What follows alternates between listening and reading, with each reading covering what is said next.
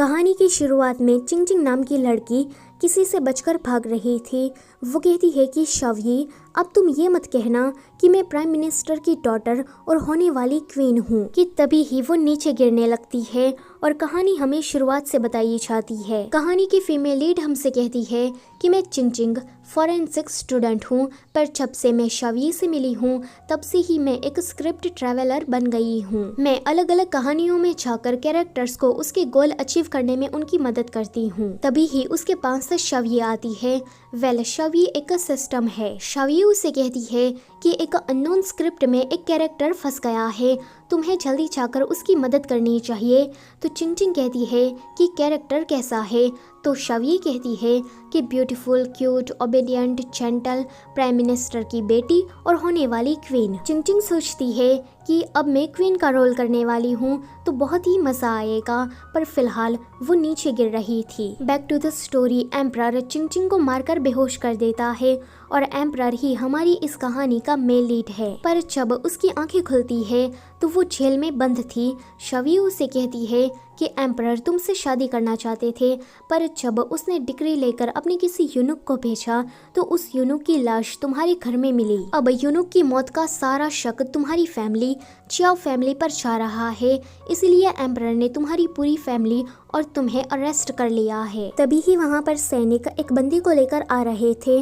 वो बंदा एम्परर को गालियां दे रहा था क्योंकि एम्परर ने उसे काफी बेरहमी से मारा था। ये नजारा देखकर चिंग चिंग कहती है कि मुझे यहाँ पर एक पल भी नहीं रुकना है। पर शवयी वो कहती है कि उस ट्रैवलर की वजह से मैं तुम्हारे साथ नहीं रह सकती। इतना कहकर वो गायब हो जाती है। तभी ही चिंग चिंग के सामने एक बंदा आता है। वो उसे कहती है कि तुम क्या मुझे बचाने आए हो, पर वो बंदा उसे तलवार मार देता है। चिंग चिंग कहती है कि ये कैसा बेकार सा स्टोरी प्लॉट है, पर वो मरकर वापस से जिंदा हो जाती है। तभी ही वो बंदा फिर से आता है एंड फिर से चिंग चिंग को मारकर चला जाता है। चिंग चिंग दोबारा जिंदा होकर अपने दिमागी घोड़े दौड़ाने लगती है। जब वो बंदा तीसरी बार उस पर हमला करने के लिए आता है तो वो कहती है कि रुको, मैं होने वाली क्वीन हूँ, तो तुम्हें क्या डर नहीं लगता कि मेरे मरने के बाद एम्परर तुम्हें सजा देंगे? वो हमलावर कहता है कि इससे तुम्हें क्या? तो चिंग चिंग कहती है कि बाहर बारिश हो रही है पर तुम भीगे हुए बिल्कुल भी नहीं लगते, इसका मतलब ये है कि तुम इसी जेल के कोई सैनिक हो। वो बंदा चिंग चिंग को एरो मारकर कहता है कि तुम कुछ ज्यादा ही बोलती हो। फिर से चिंग चिंग जिंदा हो जाती है एंड चौथी बार ये सीन रिपीट होने जा रहा था। तो वो कहती है कि कमीने, तू फिर से आ गया। तो वो लड़का कहता है कि तुम्हें कैसे पता चला कि मेरा नाम जियानरेन है? दरअसल में चाइनीज में जियानरेन का मतलब कमीना होता है। आपको शायद पता होगा कि चाइनीज में एक ही शब्द के 4 मतलब होते हैं। चिंग चिंग कहती है कि अच्छा, तो तुम्हारा नाम कमीना है। कि तभी ही वहाँ पर एम्परर आता है। वो कहता है कि तुम्हें इसकी आइडेंटिटी के बारे में कैसे पता चला? चिंग चिंग उसे कहती है कि तुम हो कौन और तुमने मुझे मारने के लिए इस कमीने को भेजा? एम्परर सोचता है कि क्या इसे पता नहीं है कि मैं कौन हूँ? वो कहता है कि मैं सीक्रेट ऑपरेशन डिपार्टमेंट का हेड हूँ और मेरा नाम यूचिन है। चिंग चिंग कहती है कि अगर तुम मुझे मारना चाहते हो तो मार सकते हो। वो कहता है कि क्या तुम्हें बाहर नहीं आना है? वो कहती है कि क्या तुम मुझे बाहर निकालने वाले हो? वो कहता है कि नहीं। चिंग चिंग कहती है कि फिर ऐसा सवाल पूछा ही क्यों? देखो, तुम अभी प्राइम मिनिस्टर के केस को सॉल्व कर रहे हो, तो मैं इसमें तुम्हारी मदद करूंगी, तो बदले में तुम मुझे बाहर जाने देना। ये सुनकर एम्परर मान जाता है। अगले सीन में वो सभी लोग चैम्बर में होते हैं। चिंग चिंग कहती है कि तुमने मुझे बहुत ही ज्यादा अच्छे कपड़े दिए हैं, ये काफी कंफर्टेबल है। तभी ही वहाँ पर एक सर्वेंट चाय देने के लिए आता है। उसने चिंग चिंग जैसे ही कपड़े पहने थे। तो चिंग चिंग कहती है कि तुम्हारे पास कितने सारे कपड़े हैं, पर फिर भी तुमने मुझे नौकरों के कपड़े दिए। वो कहता है कि तुम्हारी आइडेंटिटी अभी क्लियर नहीं है, तो तुम्हारे लिए यही सही रहेगा। अगले सीन में वो सभी लोग उसी यूनुक की लाश को एग्जामिन करने के लिए जाते हैं जिसकी मौत चिंग चिंग के घर पे हुई थी। चिंग चिंग उस लाश का एग्जामिन करने के बाद उसकी फॉरेंसिक रिपोर्ट तैयार करके एम्परर को देती है। एम्परर ये देखकर उसे पूछता है कि तुम तो बस एक प्राइम मिनिस्टर की बेटी हो, तुम्हें ये सब कुछ भी आता है? तो वो कहती है कि मैंने एक मेडिकल बुक में पढ़ा था। आगे वो सभी लोग दीवार कूदकर चियाओ फैमिली के घर पर जाते हैं, पर बेचारी चिंग दीवार पर ही अटक जाती है और खुद को वहाँ से छुड़ाने के चक्कर में बेचारी मुंह के बल आकर गिरती है। वो सोचती है कि ऐसे मौके पर तो हीरो हीरोइन की मदद करता है, पर इस कहानी में तो सब कुछ उल्टा पुल्टा ही जा रहा है। एम्परर चिंग से कहता है कि ये घर तुम्हारा है तो तुम ही हमें लीड करोगी। अगले सीन में वो सभी लोग लेक के पास पहुंच जाते हैं जहां पर उस यूनुक की लाश मिली थी। जियान रैन कहता है कि लोग बातें कर रहे थे कि लाश हवा में उड़ रही थी। क्या ऐसा होना पॉसिबल है?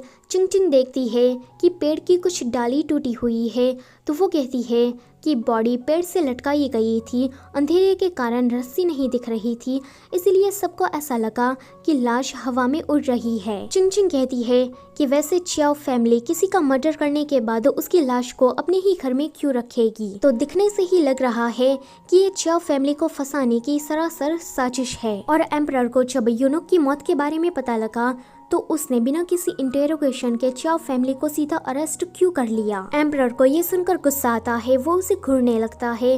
तो चिंग सोचती है कि ये मुझे इस तरह से क्यों देख रहा है। एम्परर कहता है कि 16 साल पहले एम्परर की जन्म देने वाली माँ की मौत भी कुछ इस तरह से ही हुई थी। तुम जानती हो कि पूरे नगर में कौन सी अफवाह फैली थी?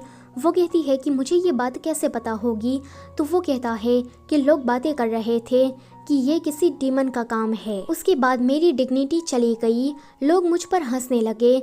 जिसने भी ये मर्डर किया उसका बस यही मकसद था कि वो मुझे नीचा दिखाए। चिंग कहती है कि मैं समझ गई, ऐसे रूमर ज्यादा ना फैले, इसीलिए एम्परर ने चियाओ फैमिली को अरेस्ट कर लिया। पर मैं तुम्हें एक बात क्लियर कर दूं, ये किसी डीमन का काम नहीं है बल्कि इंसान का है, बस हमें उस मर्डरर के बारे में कुछ पता नहीं है। आगे वो दोनों ही ये सारा सीन रिवाइज करते हैं कि उस यूनुक की मौत कैसे हुई होगी कि तभी ही उन पर हमला हो जाता है। चिंग को बचाने के चक्कर में एम्परर को थोड़ी चोट लगती है तो जियान रैन कहता है कि आप लोग यहाँ से जाइए, मैं इनको संभाल लूंगा। साइड में आकर चिंग उसे कहती है कि तुम्हें तो चोट लगी है, मैं तुम्हें दवाई लगा देती हूँ।